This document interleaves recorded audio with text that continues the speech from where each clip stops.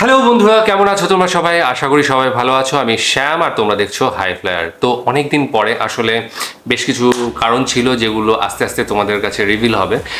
আমি আসতে পারিনি, তোমাদের সাথে যে কন্ট্যাক্ট হয় ভিডিওর মাধ্যমে সেটা করা হয়ে ওঠেনি, সেটা অবশ্যই জানবে।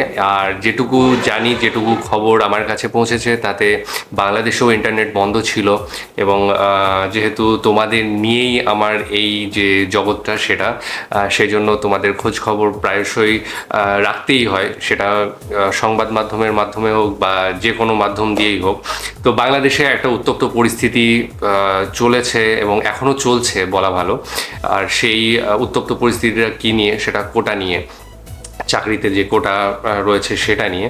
তো সেই যে ঘটনাটা এতদিন আমি গণমাধ্যম মানে বিভিন্ন ভাবে জানতে পেরেছি, তবে আজকে আমরা সেটা নিয়েই একটা ভিডিও দেখব।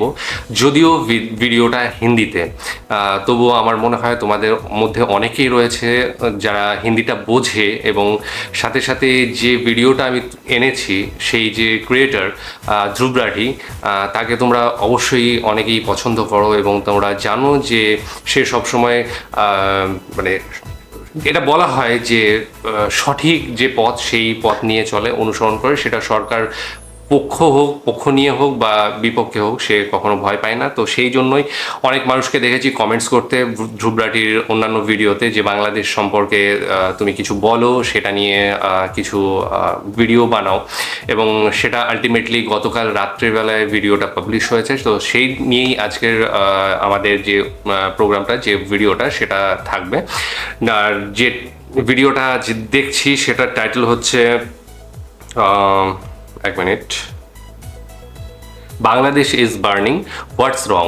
তো এটাই ভিডিও টাইটেল রয়েছে। ডেসক্রিপশন বক্সে লিঙ্ক দিয়ে রাখবো, সেখানে গিয়ে অরিজিনাল ভিডিওটা দেখো, সাথে সাথে চ্যানেলটাকে লাইক, শেয়ার, সাবস্ক্রাইব করে দিও। তো চলো ভিডিওটা দেখে নিই, তারপর আরও কথা হবে। देश भर के स्कूल्स और कॉलेजेस को शट डाउन कर दिया गया है और बांग्लादेश की सरकार ने मोबाइल इंटरनेट सर्विसेज को भी सस्पेंड कर दिया। মুক্তিযোদ্ধাদের নাতিপুতিরাও পাবে না, তাহলে কি রাজাকারের নাতিপুতিরা পাবে? इस तरीके का लो लेवल आर्ग्यूमेंट एक प्रधानमंत्री को सूट नहीं करता। बांग्लादेश की प्रधानमंत्री शेख हसीना को अब प्रोटेस्टर्स डिक्टेटर करके भी पुकार रहे हैं। नमस्कार दोस्तों, पिछले महीने बांग्लादेश में भारी संख्या में स्टूडेंट सड़कों पर उतरे प्रोटेस्ट करने के लिए। शुरुआत में तो ये प्रोटेस्ट पीसफुल ही थे, लेकिन अब हालातों ने बड़ा खौफनाक और हिंसक मोड़ ले लिया है। बांग्लादेश में अब एक मिलिट्री कर्फ्यू डिक्लेयर कर दिया गया है। Troops on the streets, a strict curfew, a near blackout of communication. देश भर के स्कूल्स और कॉलेजेस को शट डाउन कर दिया गया है और बांग्लादेश की सरकार ने मोबाइल इंटरनेट सर्विसेज को भी सस्पेंड कर दिया। इन वायलेंट क्लैशेस में अब कम से कम 150 लोग मारे जा चुके हैं और हजारों जख्मी हैं। बांग्लादेश की प्रधानमंत्री शेख हसीना को अब प्रोटेस्टर्स डिक्टेटर करके भी पुकार रहे हैं। आखिर क्या कारण है इस सब के पीछे? आइए समझते हैं इस पूरी सिचुएशन को विस्तार से आज के इस वीडियो में।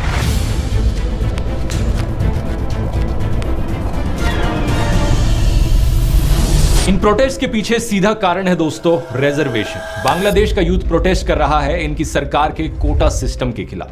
वो कोटा सिस्टम जिसके अनुसार 56% नौकरियां बांग्लादेश के पब्लिक सेक्टर में रिजर्व्ड हैं अलग अलग सेक्शंस ऑफ सोसाइटी के लिए। इसका मतलब सिर्फ 44% ऐसी नौकरियां हैं जहां पर मेरिट के बेसिस पर नौकरी मिल सकती है। ये सिस्टम इंडिया से काफी अलग है क्योंकि यहाँ पर मेजोरिटी रिजर्वेशन कास्ट के बेसिस पर नहीं बल्कि फ्रीडम फाइटर के बेसिस पर हो रही है। इसे बेहतर समझने के लिए हमें थोड़ा बांग्लादेश की हिस्ट्री में जाना होगा। आजादी मिलने से पहले, जैसा कि आप जानते ही होंगे, बांग्लादेश पाकिस्तान का एक हिस्सा हुआ करता था। उस वक्त इसे ईस्ट पाकिस्तान करके बुलाया जाता था और आज के दिन के पाकिस्तान को वेस्ट पाकिस्तान कहा जाता था। उस जमाने में ईस्ट पाकिस्तान के खिलाफ सोशल डिस्क्रिमिनेशन हुई। मेजॉरिटी लोग यहाँ पर बंगाली बोलते थे और 10% से भी कम ऐसे लोग थे जो उर्दू भाषा में बात किया करते थे, लेकिन फिर भी वेस्ट पाकिस्तान ने उर्दू भाषा को इम्पोज किया ईस्ट पाकिस्तान पर। इसके अलावा इकोनॉमिक डिस्क्रिमिनेशन हुई। देश के 59% एक्सपोर्ट्स ईस्ट पाकिस्तान से आते थे, लेकिन सिर्फ 25% इंडस्ट्रियल इन्वेस्टमेंट्स ईस्ट पाकिस्तान के पास जाती थी। नवंबर 1970 में जब भोला साइक्लोन आया,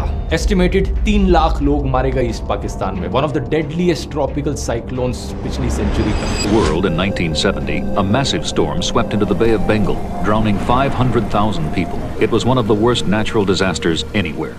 लेकिन वेस्ट पाकिस्तान ने कोई ज्यादा एफर्ट नहीं किया रिलीफ प्रोवाइड करने में यहाँ के लोगों को। और इतना ही नहीं, पॉलिटिकल डिस्क्रिमिनेशन भी हुई।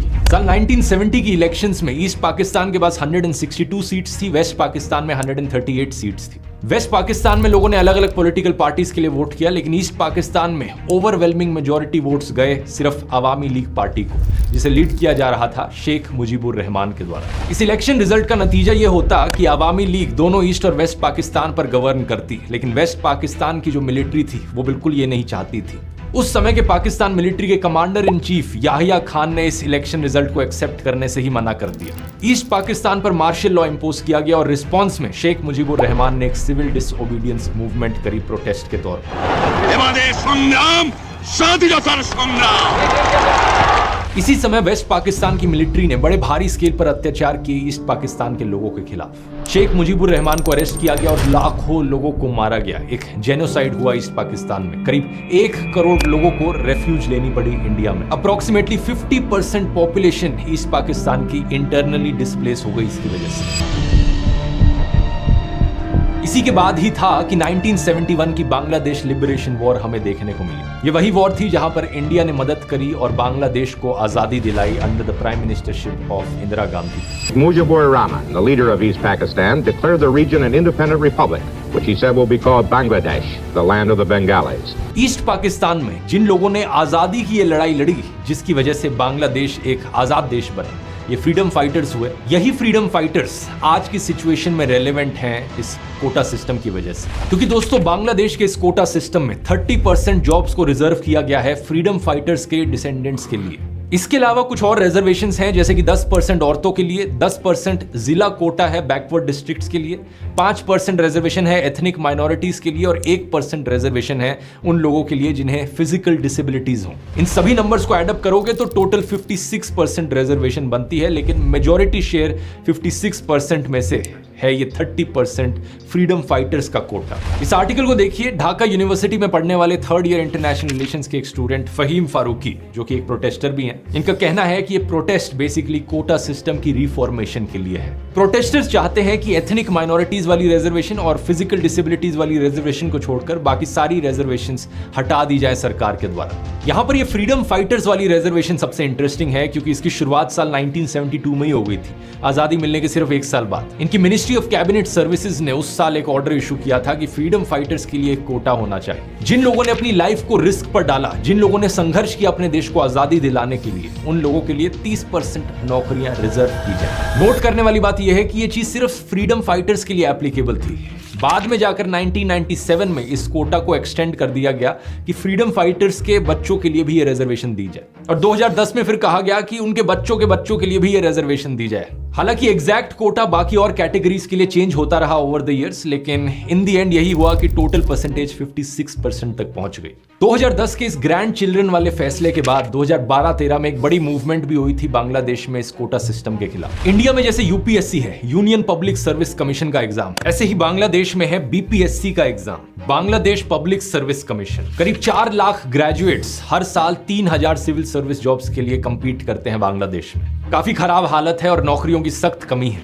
फरवरी 2018 में बांग्लादेश साधारण छात्र अधिकार संरक्षण परिषद ने रिफॉर्म्स की डिमांड करी बांग्लादेश गवर्नमेंट सर्विसेज में। उस समय भी क्लैशेस देखने को मिले उन स्टूडेंट्स के बीच में जो इसके खिलाफ थे और वो स्टूडेंट्स जो प्रो कोटा थे। लेकिन प्रेशर में आकर अक्टूबर 2018 में बांग्लादेश की सरकार ने सर्कुलर इशू किया कि 1st क्लास और 2nd क्लास जॉब्स के लिए ये कोटा सिस्टम हटा दिया जाएगा। बात यहीं पर खत्म हो गई होती, लेकिन 2021 में कुछ फ्रीडम फाइटर्स के 7 बच्चों ने हाई कोर्ट में पिटीशन डाली इस कोटा सिस्टम को हटाने के खिलाफ, और 5 जून 2024 यानी कि पिछले महीने हाई कोर्ट का फैसला आता है कि जो पिटिशनर्स कह रहे हैं वो सही है।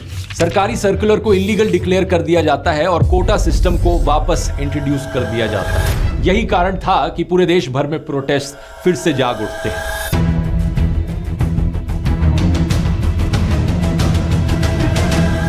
प्रोटेस्ट करने वाले स्टूडेंट्स कहते हैं कि ये कोटा अनकॉन्स्टिट्यूशनल है। ओरिजिनल कॉन्स्टिट्यूशन में कहीं नहीं लिखा गया था कि फ्रीडम फाइटर्स की अगली जनरेशंस को भी जॉब्स में रिजर्वेशन दो। और वैसे भी इसका क्या तुक बना? फ्रीडम फाइटर्स को रिजर्वेशन देना समझ में आता है क्योंकि उन्होंने संघर्ष किया था देश को आजादी दिलाने के लिए, लेकिन उनके पोते पोतियों तक को रिजर्वेशन दी जा रही है सिर्फ इसलिए क्योंकि उनके ग्रैंड पेरेंट्स फ्रीडम फाइटर्स थे। लेकिन बात सिर्फ यहां खत्म नहीं होती, इस रिजर्वेशन में करप्शन के भी आरोप लगे हैं। एक्चुअली में ये कौन डिसाइड करेगा कि कौन फ्रीडम फाइटर है और कौन फ्रीडम फाइटर नहीं है? सरकार ने ये रिस्पॉन्सिबिलिटी खुद को दी कि सरकार डिसाइड करेगी कि कौन फ्रीडम फाइटर होगा। पिछले 15 सालों से बांग्लादेश में रूलिंग पार्टी रही है अवामी लीग और प्राइम मिनिस्टर रही है शेख हसीना। ये वही पॉलिटिकल पार्टी है जिसने संघर्ष किया था बांग्लादेश को आजादी दिलाने में भी। प्रोटेस्टर्स का कहना है कि ये फ्रीडम फाइटर का रिजर्वेशन अवामी लीग के लोगों को डिस्प्रपोर्शनेटली ज्यादा बेनिफिट देता है। फ्रीडम फाइटर्स की लिस्ट में जिन लोगों का नाम इंक्लूड किया गया है उन नामों को लेकर कम से कम 60,000 ऑब्जेक्शंस उठी हैं और इन ऑब्जेक्शंस को सरकार के द्वारा रिजॉल्व नहीं किया गया है। 10 जुलाई को यह बात सुप्रीम कोर्ट तक पहुंचती है और सरकार हाई कोर्ट के फैसले के खिलाफ सुप्रीम कोर्ट में जाती है अपील करने। सुप्रीम कोर्ट हाई कोर्ट के फैसले पर रोक लगा देता है लेकिन प्रोटेस्ट रुकते नहीं है। स्टूडेंट्स और टीचर्स के अलावा बांग्लादेश की ऑपोजिशन पार्टीज भी इसमें जुट जाती हैं, जैसे कि बांग्लादेश नेशनलिस्ट पार्टी। प्रोटेस्टर्स को कन्फ्रंट करने के लिए 7,000 से ज्यादा पैरामिलिट्री के ट्रूप्स बुलाए जाते हैं। पुलिस यहां पर टीयर गैस, रबर बुलेट्स और साउंड ग्रेनेड्स का इस्तेमाल करती है। यूनाइटेड नेशंस के सेक्रेटरी जनरल की तरफ से भी स्टेटमेंट आती है कि सरकार डेमोन्स्ट्रेटर्स के खिलाफ कोई भी थ्रेट और वायलेंस ना इस्तेमाल करे। इसके अलावा प्रोटेस्टर्स और बांग्लादेश छात्र लीग के बीच में भी क्लैश देखने को मिलता है, जो कि स्टूडेंट विंग है अवामी लीग पार्टी का। दोनों साइड्स एक दूसरे को ब्लेम करती हैं। सरकार के लॉ मिनिस्टर कहते हैं कि सरकार प्रोटेस्टर्स के साथ बातचीत करने के लिए तैयार है। ये कहा जाता है कि सुप्रीम कोर्ट में एक अर्ली हियरिंग की कोशिश करी जा रही है ताकि जल्द से जल्द फैसला आए।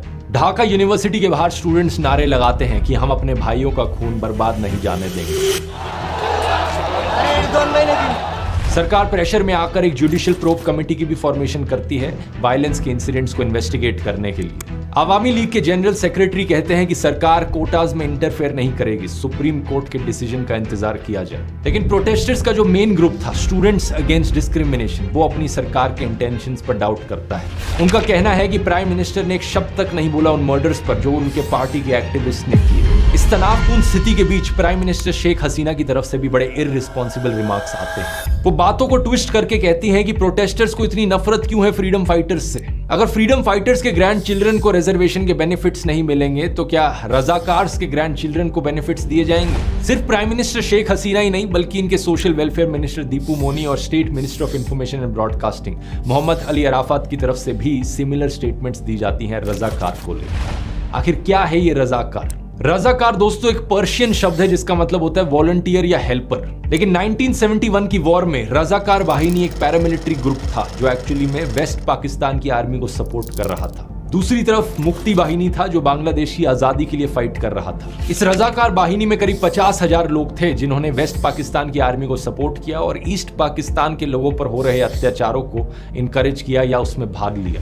1973 में जब शेख मुजीबुर रहमान की सरकार बनी तो उन्होंने international crimes tribunal act introduce किया इन्हीं रजाकार लोगों को ढूंढने के लिए और पनिश करने के लिए।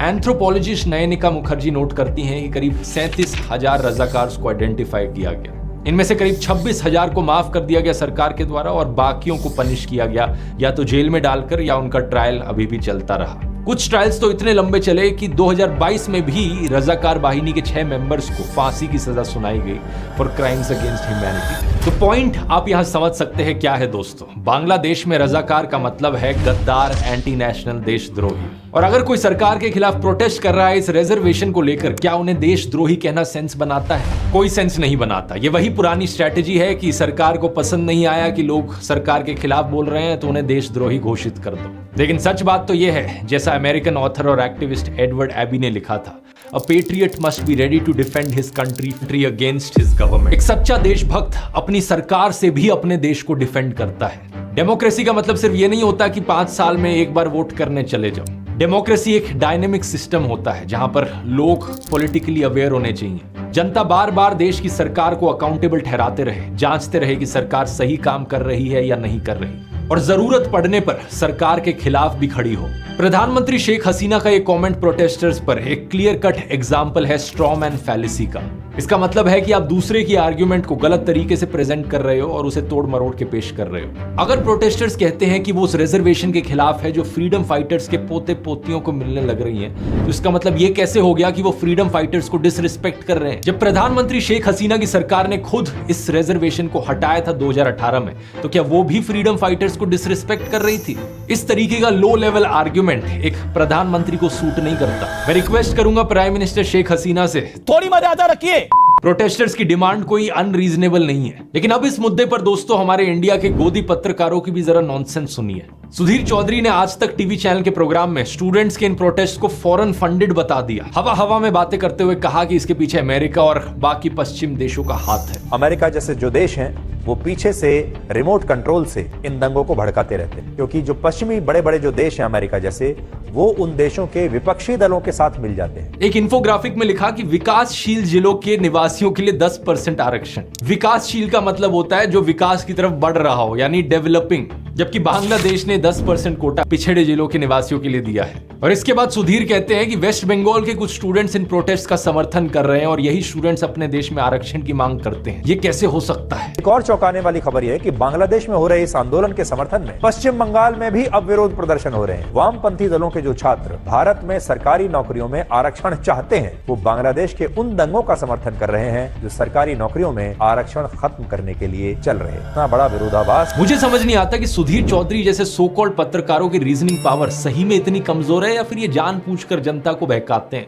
पहले खुद अपने प्रोग्राम में बताते हैं कि भारत में जो आरक्षण है वो कास्ट के आधार पर है, जबकि बांग्लादेश में दूसरे क्राइटेरिया के आधार पर आरक्षण है। वहां पर कोई जाति का आरक्षण नहीं है, धर्म का आरक्षण नहीं है, ये आरक्षण अलग किस्म का है। तो फिर ये कंपैरिजन करने का क्या सेंस बना? इंडिया में रिजर्वेशन मिलती है सो कॉल्ड लोअर कास्ट लोगों को जिनके खिलाफ हिस्टोरिकल डिस्क्रिमिनेशन हुआ है, लेकिन सिर्फ हिस्टोरिकली नहीं बल्कि आज के दिन भी हमें कास्ट एट्रोसिटीज देखने को मिल रही हैं। राजस्थान में जितेंद्र पाल मेघवाल नाम के एक दलित को सिर्फ इसलिए मार दिया गया क्योंकि उन्होंने मूंछ रख ली थी। आज तक की ही वेबसाइट पर यह न्यूज आर्टिकल देखिए। गुजरात में दलित दूल्हे को घोड़ी नहीं चढ़ने दिया, बारातियों के पगड़ी बांधने पर किया पथराव।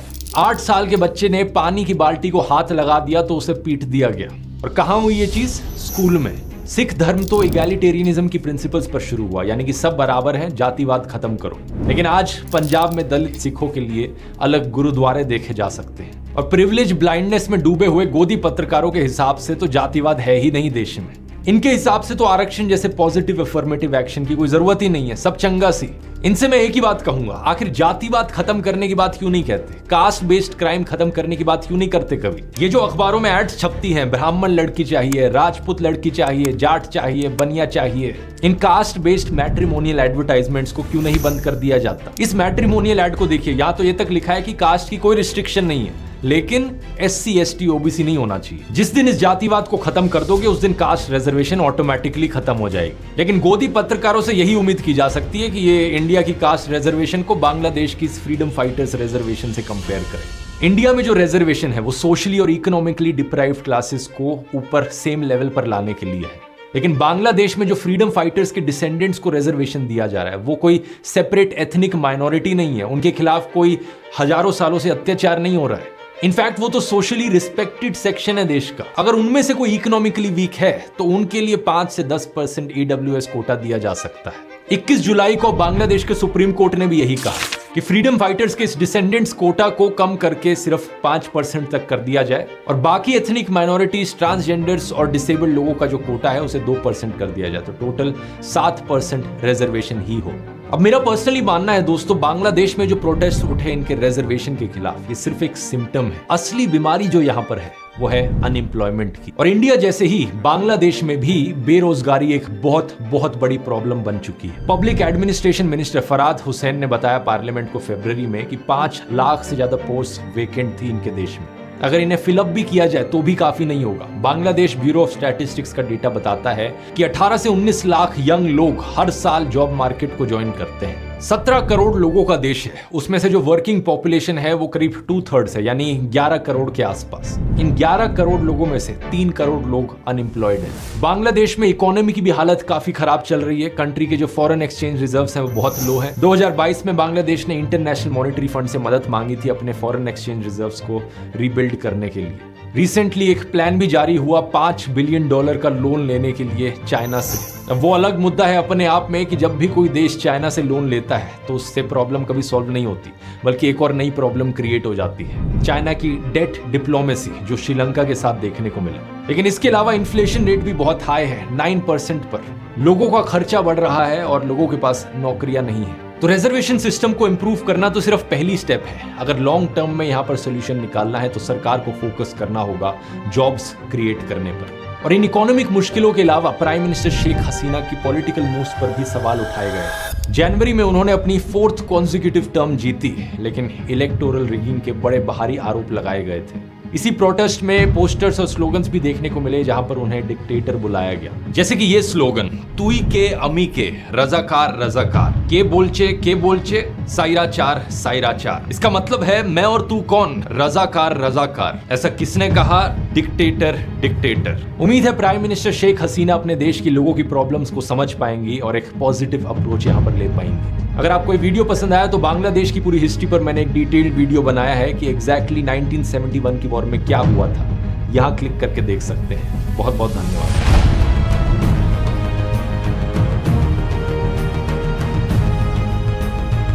আচ্ছা, ভিডিওটা একটু লেন্দি হলেও আমার মনে হয় এটা দেখার পরে অনেকেই যেটা এই ব্যাপারে জানে না বা প্রাথমিক ধারণা নেওয়ার দরকার সেটা কিন্তু ধ্রুবরাটির এই ভিডিওটা থেকে পেয়ে যাবে। এবং এখানে খুব একটা আমার মনে হয় না বেশি যে স্ট্যাটিস্টিক্স সেটা নিয়ে আলোচনা করা হয়েছে, যে ধরপাকড় হয়েছে, যে গোলাগুলি চলেছে সে সমস্ত নিয়ে খুব একটা আলোচনা নেই। তবে যেটুকু জেনেছি বিভিন্ন জায়গায় বিভিন্ন রকম মতামত, যেটুকু মেন স্ট্রিম মিডিয়ায় আসছে সেখানে 150 মতো মারা গিয়েছে, কিন্তু অন্যান্য যে সমস্ত সূত্র রয়েছে এবং সেখানে বাংলাদেশের যে সমস্ত স্টুডেন্টসরা রয়েছে তাদের যে মত, তার মারা যাওয়ার সংখ্যা প্রায় 1000+ হওয়ার সম্ভাবনা প্রচুরভাবে রয়েছে এবং সাথে 25,000-এরও ওপরে ইনজিওর্ড এবং সাথে 1000-এর ওপরে অ্যারেস্ট রয়েছে। তো সঠিক সংখ্যা না জানা গেলেও আমার মনে হয় যে মোটামুটি ধারে কাছে তো অবশ্যই হবে, অবশ্যই 150+ নয়, যেখানে সরকার থেকে বলা হচ্ছে বা মেইন স্ট্রিম মিডিয়া 150+ বলছে মৃতের সংখ্যা, সেখানে আমার মনে হয় যে অন্যান্য যে সমস্ত সূত্র রয়েছে তারা হাজারের ওপরে বলছে। সুতরাং আমি অ্যাভারেজ করলেও আমার মনে হয় না সেটা 500 বা 600 নিচে হতে পারে। হয়তো সরকারের বিরুদ্ধে গেলে সবসময় এগুলো ধামাচাপা দেওয়ার চেষ্টা করা হয় এবং সরকার সেটা সব সময় যে তার পক্ষে সম্ভব হয় তাও নয়, আবার যে সেটা ফ্ল্যাশ আউট হয়ে যাবে সরকার না চাইলে সেটাও হতে পারে না। সুতরাং সরকার এখানে ভীষণভাবে ইনভলভ যেহেতু রয়েছে সেই জন্য এইটা সঠিকভাবে প্রকাশ্যে আসা খুব কঠিন। তবে যার যেটা গিয়েছে, যে মানুষটার তার ছেলে গিয়েছে বা সন্তান গিয়েছে সেই বুঝতে পারছে যে তার কষ্টটা কতটা। এবং আমরা কিছুদিন আগে দেখলাম যে বুকে গুলি নিয়ে বেশ কয়েকজন মারা গিয়েছে, লাইভ আমরা দেখতে পেয়েছি, খুব খারাপ লাগছিল। তবে কোটা সিস্টেম যেটা সেটা সত্যিই খুব খারাপ লাগে যখন মেরিট অনুযায়ী না হয়ে সেটা একটা গোষ্ঠীকে সেটা দেওয়া হয়। বিশেষ করে এই ধরনের যদি পক্ষপাত দুষ্ট হয় যে কোনো জিনিস, হ্যাঁ আমি মানছি, যেটা সবাই মানবে যে যারা স্বাধীনতা সংগ্রামী ছিলেন তাদের জন্য একটা কোটা ছিল, সেটা অবশ্যই মানা যায় এবং মানতেও হয় যে তারা অবশ্যই তাদের সম্মান প্রাপ্য এবং তাদের যেটুকু দেওয়া দরকার আমাদের দিতেই হবে। তবেই আমরা সেই মানুষটা এবং দেশের প্রতি আমরা সঠিকভাবে সঠিক অবদানটা আমরা রাখতে পারছি। এবং সাথে সাথে আরেকটা জিনিস যেটা পরবর্তী সময় আমরা দেখলাম যে আইন করে সেই যে যারা স্বাধীনতা সংগ্রামী ছিল তাদের যে কোটা সেটা তাদের সন্তানদের এবং তারও পরে 2018-তে যত সম্ভব তাদের নাতিদেরও দেওয়া হচ্ছে। তো মেরিট অনুযায়ী না হয়ে যদি 30% এই কোটা, সরকারি চাকরির কোটা যদি তাদেরই দেওয়া হয়, যে নাতিরাও পাচ্ছে, এরপরে তো হয়তো তাদের নাতিরাও পাবে। তো সেই জিনিসটা কোনোভাবেই মেনে নেওয়া সম্ভব নয়। একটা দেশকে এগিয়ে যেতে গেলে তার যে ওয়ার্ক ফোর্স রয়েছে সেখানে যদি মেরিট না থাকে, সেখানে যদি যারা কোটার মাধ্যমে একটা কম মেরিটের, একদম লো মেরিটের মানুষ একটা উচ্চ মানে হাইফাই চাকরি করছে, তো সেই জায়গাটা হলে কোনোদিনই দেশ এগোবে না। এবং সাথে সাথে যে পড়াশোনা করার যে কি বলবো, ভেতরে যেটা ইচ্ছা থাকে যে পড়াশোনা করে বড় হব এবং একটা চাকরি করব বা একটা জায়গায় পৌঁছাবো, সেই ইচ্ছাটাই নষ্ট হয়ে যাবে। তাহলে পড়াশোনা কেন করছি, এই ধারণাটা চলে আসবে এবং দেশ কিন্তু পিছিয়ে যাবে। শুধু মানুষটাই না, শুধু সমাজ নয়, দেশও কিন্তু পিছিয়ে যাবে। সুতরাং সরকারেরও বোঝা উচিত, প্রধানমন্ত্রী যে কথাটা বলেছেন যে সবাই রাজাকারের কি বলে, যারা স্বাধীনতা সংগ্রামী তাদের সন্তান বা তাদের নাতিপুতিরা চাকরি পাবে না, তো রাজাকারের পাবে নাকি? তো এইখানে একটু অবশ্যই তিনি হয়তো আবেগের সঙ্গে বলে ফেলেছেন এবং সেটা ভুল করেছেন, অবশ্যই মানতেই হবে। এবং পরবর্তী সময়ে তিনি কোনো কমেন্টস করেছেন কিনা আমি জানি না, তবে এটা অবশ্যই ভুল। কারণ দেশে যে মানুষ সবাই চাইবে, একটা সাধারণ মানুষ, একটা বাইরে থেকে নিরপেক্ষ মানুষ যদি এটা বলে যে অবশ্যই যেটা সঠিক, অ্যাকচুয়ালি যেটা হচ্ছে হওয়া উচিত, সেটা হচ্ছে যে কখনোই রিজার্ভেশন একটা জেনারেশন অনুযায়ী চলতে পারে না, পুরো 2-3টে জেনারেশন অনুযায়ী চলতে পারে না। রিজার্ভেশন থাকবে সেটা অবশ্যই যারা সঠিকভাবে পাওয়ার যোগ্য তাদের জন্য, কিন্তু পরবর্তী তাদের জেনারেশনও যদি পেয়ে যায় সেটা কিন্তু সঠিক রিজার্ভেশন করা হচ্ছে না। সুতরাং এই কোটা সিস্টেম আমাদেরও রয়েছে, ইন্ডিয়াতেও রয়েছে। ধ্রুব রায়টি যেটা বললেন যে সেটা কিন্তু কাস্ট বেসে, ওই রিজার্ভেশনটা অন্য ধরনের, আর এই রিজার্ভেশনটা কিন্তু পুরো অন্য ধরনের। সুতরাং সমস্ত ব্যাপারটা বুঝে সত্যি খারাপ লাগছে এবং আশা করি বাংলাদেশ তাড়াতাড়ি এইটার থেকে উঠে আসবে এবং যে ছাত্রদের সাথে সরকারের আলোচনা সেটা ফলপ্রসূ হবে এবং আগামী দিনে আমরা এই কোটা যেটা সিস্টেমটা সেখানে আমরা দেখতে পাবো, অন্তত পুরোটা না হলেও অনেকটা কমিয়ে আনা আমার মনে হয় অবশ্যই প্রয়োজন। যাই হোক, তোমাদের মতামত জানাবে এবং তোমাদের যে স্টুডেন্টদের আমি যে হিসাব নিকাশ পেলাম, মোটামুটি 1000-এর উপরে মৃত, কিন্তু মেন স্ট্রিম মিডিয়ায় 150 দেখাচ্ছে, 150 এর ধরনের। তো সেটা অবশ্যই একটু জানিও যে কত কি হয়েছে না হয়েছে। খুব খারাপ লেগেছে, এই কদিন ইন্টারনেট বন্ধ ছিল, যদিও আমার নিজস্ব কাজ ছিল সেই জন্য আমি ভিডিও আসতে পারিনি। বাই দ্য ওয়ে, ভালো থেকো এবং বাংলাদেশ যাতে সে তাড়াতাড়ি এটা থেকে উঠতে পারে সেই জন্য কামনা করছি। আজকের মতো এখানেই শেষ করছি, আগামী দিন আবার আসবো অন্য কোনো ভিডিও নিয়ে, ততক্ষণের জন্য স্টে টিউনড।